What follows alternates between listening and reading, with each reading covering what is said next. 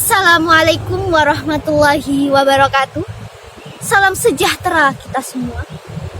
Pertama-tama marilah kita panjatkan puji syukur kepada Tuhan Yang Maha Esa, karena berkat rahmat-Nya kita dapat berkumpul di acara Seminar Nasional Pendidikan Politik Indonesia. Yang saya hormati Bapak Rektor Kiai Haji Sya'ruf Maifuddin, dan juga para mahasiswa dan mahasiswi yang telah hadir dalam acara seminar kali ini, dan juga para tamu undangan yang telah berkenan hadir untuk mengikuti seminar kali ini. Dalam kesempatan kali ini, saya akan membawakan pidato yang bertemakan topik pentingnya pendidikan politik bagi generasi muda. Apa itu politik dan apa itu berpolitik? Berpolitik bukan hanya terbatas ketika kita mengikuti pemilu atau pilkada saja, namun politik memiliki arti yang lebih luas. Politik bukan hanya sekadar keramaian elit. Politik adalah seluruh rangkaian kebijakan publik yang berpengaruh di setiap lini kehidupan kita. Politik bukan hanya berpengaruh ketika 5 tahun sekali kita mengikuti pemilu atau pemilihan kepala daerah saja, namun politik adalah seluruh hal yang menyangkut kehidupan kita. Bila kita ketahui, sejak kita lahir, kita telah diurus oleh politik. Bahkan setelah kita meninggal, undang-undang pemakaman dan sebagainya, itu semua diurus oleh politik. Maka dari itu, politik merupakan seluruh aspek yang mengatur seluruh kehidupan kita. Maka dari itu, pendidikan politik merupakan hal yang sangat penting bagi generasi muda, karena pendidikan politik ini adalah hal yang sangat penting bagi generasi muda, karena generasi muda adalah masa depan dari negara. Namun memang faktor yang membuat kita kehilangan arti politik yang sebenarnya adalah karena kondisi politik di Indonesia saat ini yang memang memprihatinkan. Bagaimana ketika kita melihat para aparat negara yang menunjukkan sikap tidak mencerminkan wakil rakyat yang baik. Ketika kita melihat para aparat negara yang melakukan korupsi, penyelewangan dan sebagainya, tanpa kita sadari, kita telah melihat mereka sebagai representasi dari politik itu sendiri. Seiring terungkapnya kejahatan para aparat negara yang membuat kita melihat sebuah kejahatan sebagai normalitas.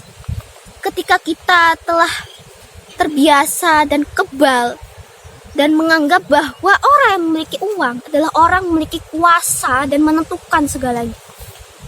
Dan orang miskin adalah orang yang terpinggirkan, dan mereka menganggap bahwa itu adalah hal yang biasa. Dan itu sangatlah berbahaya. Ketika kita kerap memaklumkan kondisi seperti itu, yang membuat kita memaklumkan apa yang sebenarnya salah. Tujuan dari pendidikan politik ini adalah supaya masyarakat ini memiliki pemikiran yang mandiri dan kritis, supaya masyarakat dapat memiliki kesadaran yang kuat terhadap politik, dan juga agar masyarakat dapat meminimalkan konflik yang ada di masyarakat. Banyak yang mengatakan bahwa para anak muda ini apatis terhadap politik. Namun, menurut pengalaman saya, ketika saya mendatangi acara-acara yang bertemakan politik, selalu acara-acara tersebut diisi dan dipenuhi oleh banyak anak-anak muda, mahasiswa yang tertarik pada politik. Namun memang sekarang pandangan anak-anak muda terhadap politik menjadi berbeda. Karena memang politik ini definisinya menjadi melenceng. Karena melihat kondisi politik di Indonesia yang membuat anak muda ini apatis, terlihat apatis. Namun apatis yang dimiliki anak muda ini adalah apatis yang tetap kritis. Anak-anak muda ini memisahkan urusan politik dengan urusan sosial. Padahal sekali lagi, kedua hal tersebut sama sekali tidak bisa dipisahkan. banyak yang mengatakan bahwa ketika kita melihat peran anak muda, mereka hanya sebagai pemilik suara dan sebagai rakyat saja. Namun saya melihat peran anak muda di sini, peran generasi muda dalam politik. Ketika para anak muda ini melakukan tindakan seperti ketika terjadi permasalahan ekonomi dalam sebuah negara, bukannya para anak muda ini masuk ke sistem politik dan mengubah kebijakan serta undang-undang dan juga mengadu pada partai politik. Namun yang mereka lakukan adalah mendirikan perusahaan, mencari keuntungan lebih, bukan mengadu pada partai politik. Dan juga ketika para anak muda ini melihat ketidakadilan atau kerugian, bukannya mengadukannya pada polisi, namun mereka malah melakukan petisi dan juga mengumpulkan dana dari masyarakat.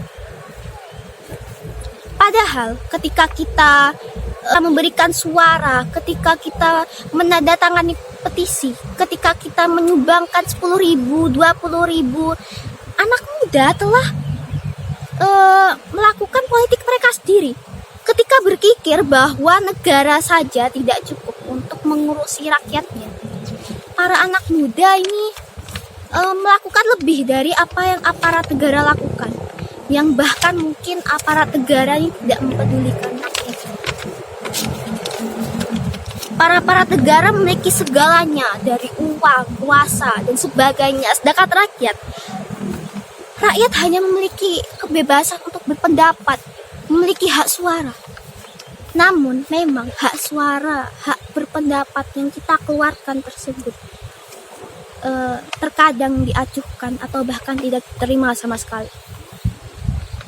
Maka dari itu, sebagai generasi muda, marilah terus perjuangkan pendapat dan hak suara yang dimiliki, karena hanya itulah yang kita miliki.